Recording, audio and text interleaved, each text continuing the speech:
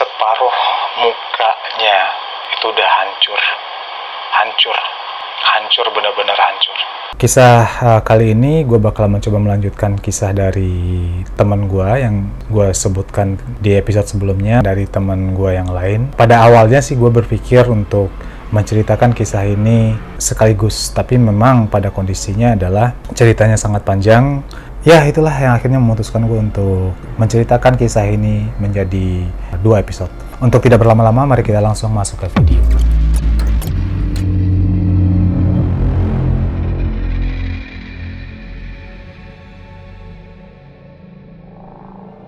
Berbeda dengan kisah yang dialami oleh salah satu teman gue, kita sebut aja namanya Hendra. Kisah ini menurut gue lumayan sedih sih, lumayan mengerikan tapi menyedihkan juga. Hendra ini pernah bercerita ketika dia SMP, dia kehilangan temennya yang dekat. Temennya yang dekat ini meninggal.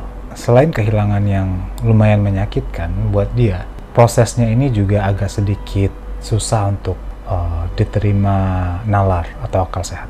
Jadi Hendra pernah bercerita, ketika dia SMP itu dia mempunyai teman dekat. Nah, teman dekatnya ini adalah teman yang memang dari SD itu akrab dengan dia. Nah, ketika mereka beranjak SMA, hubungan mereka ini lumayan bisa dibilang renggang.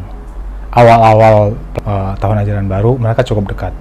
Tapi pada akhirnya temannya ini ikut, kalau di SMA itu ada, zaman gue itu ada geng-geng sepeda motor. Nah, saat itu Hendra menceritakan, sebut aja nama temannya ini Irwan ya. Karena memang sudah Hendra sibuk dengan kegiatannya, Irwan juga kayak gitu, sibuk dengan anak-anak gaulnya, anak-anak nongkrong, anak-anak sepeda motornya gitu. Jadi ya saat itu hubungan mereka sudah bisa dibilang tidak terlalu dekat lagi. Ada momen ketika waktu mereka itu sudah tidak ada, bisa dibilang sudah tidak ada lagi yang menghabiskan waktu bersama seperti SMP, seperti saat SMP atau saat SD gitu. Walaupun mereka itu tinggal di lingkungan yang sama, di sebuah daerah yang sama atau komplek yang sama, tapi sekarang mereka sangat jarang menghabiskan waktu bersama.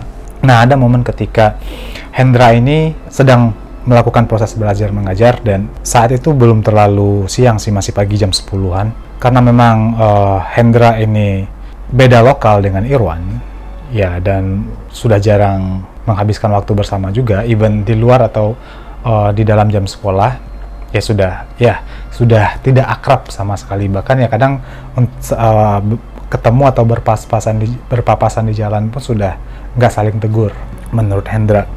Nah, ketika Hendra ada momen ketika dia lagi dalam jam pelajaran, menjelang berangkat ke sekolah itu, dia ngerasa sudah apa ya, males banget untuk pergi ke sekolah. Tapi dia memaksakan diri untuk ke sekolah saat itu. Pas jam 10, peralihan pembelajaran, Hendra memutuskan pergi ke toilet, pengen buang air besar. Ketika dia di toilet, ketika dia menuju ke toilet itu, dia ngelihat, oh, Irwan juga masuk ke dalam toilet. Dari jauh dia ngelihat. Gue nggak ngerti, tapi saat itu Indra memutuskan, aduh, ada si Irwan gitu. Dia malas untuk ketemu gitu. Untuk berbasa-basi dia malas juga, istilahnya kayak gitu. Ya sudah, Irwan sudah memutuskan untuk tidak berteman lagi dengan dia, ya dia juga istilahnya gimana ya, mencoba untuk menghindar. Akan tetapi karena memang peralihan waktu itu kan cuma beberapa menit ya. Jadi sebelum guru masuk untuk pelajaran berikutnya, akhirnya Hendra memutuskan untuk tetap menuju ke toilet. Setelah dia menyampai di toilet, dia tidak melihat Hendra di tempat buang air. Dia tidak melihat Hendra di tempat buang air, tapi salah satu dari bilik tempat buang air besar itu tertutup. Hendra memikirkan, oh, mungkin si Irwan di dalam situ. Nah, dia berusaha untuk cepat-cepat buat buang air besar, terus memutuskan untuk balik ke ruang kelas. Akan tetapi ketika dia sudah selesai dan ketika dia mengancingkan kancing celananya, sayup-sayup dia mendengar ada suara orang menangis di dalam toilet. Yang menangis itu kayak menangis gugukan, menangis saja tanpa yang terdengar tuh cuman kayak orang menangis biasa gitu. Yang ada di pikiran Hendra pertama kali itu, nggak mungkin Irwan nangis. Kenapa sih Irwan menangis? Yang dia tahu kalau Irwan itu anak yang bebal ya, maksudnya apa ya, anak yang laki banget, jarang banget menangis. Bahkan ketika mereka masih anak-anak pun Irwan lah yang selalu, kalau seandainya Hendra ini diganggu sama anak-anak nakal, Irwan lah yang selalu berdiri di depannya ngelindungin Hendra. Akan tetapi ya karena memang dia ingat lagi masa-masa itu, nggak mungkin Irwan nangis. Kenapa ya? Apa terjadi sesuatu?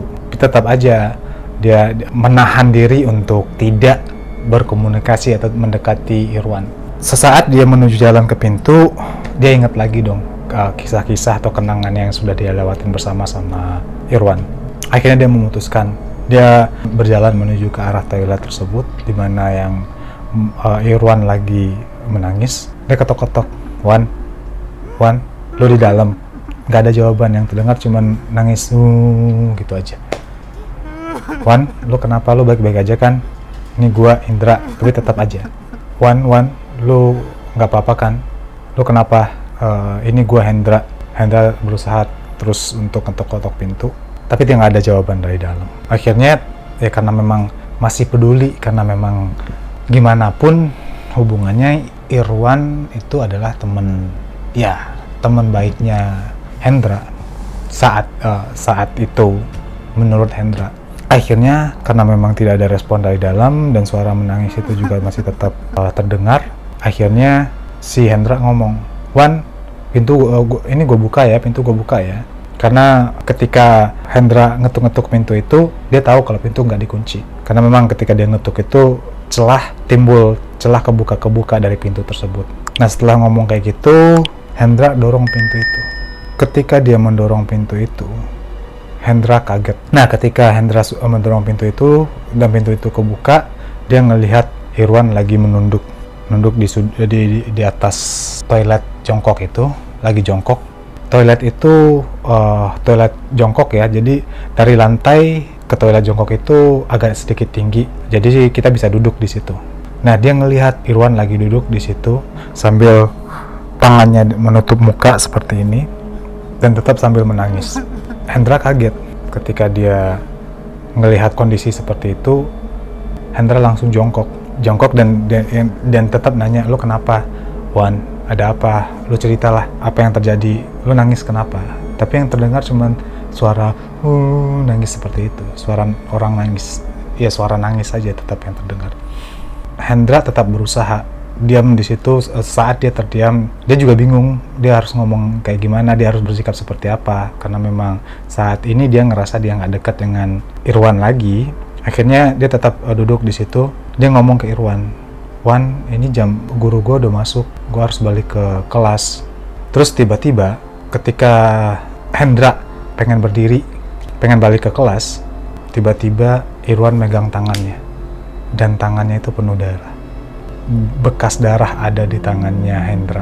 Hendra kaget ketika dia ngelihat ke arah Irwan. Irwan ngomong, Indra, maafin gue ya kalau gue ada salah. Saat itu juga Irwan jatuh terduduk di lantai toilet, menyaksikan separuh mukanya Irwan itu udah hancur, benar-benar hancur.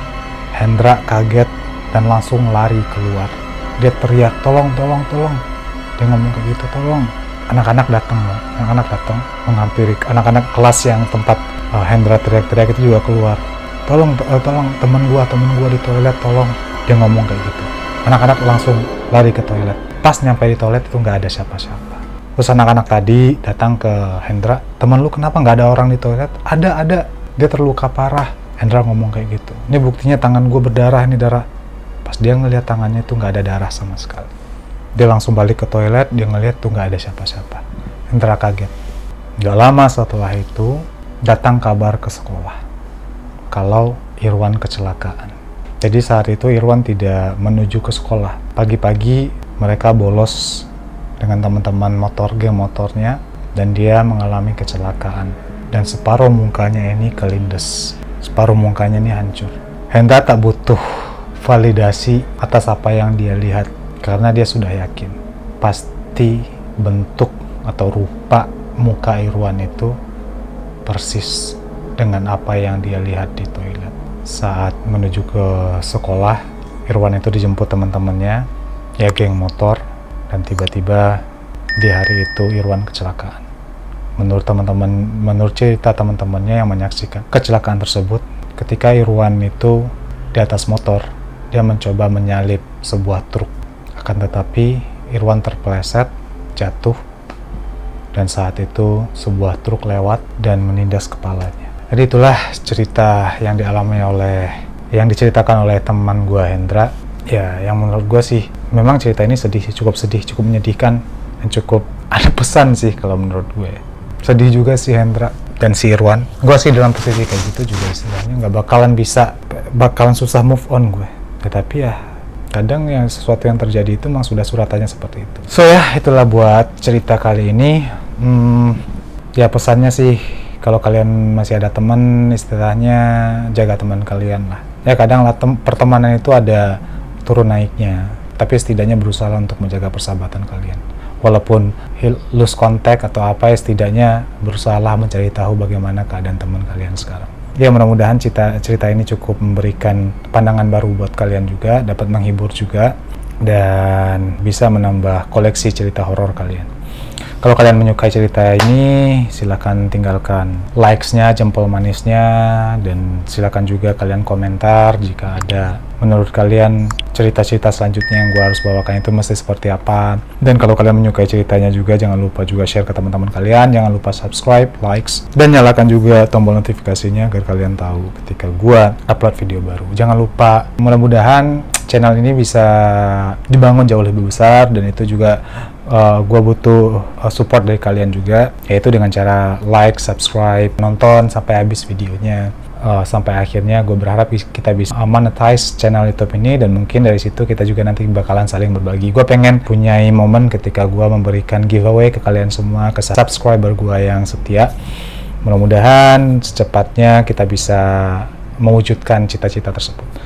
So ya, itulah video kali ini. Jangan lupa selalu bahagia, berpikir positif, dan memberikan kontribusi yang baik juga ke orang-orang sekitar. Sampai jumpa di video selanjutnya. Bye-bye.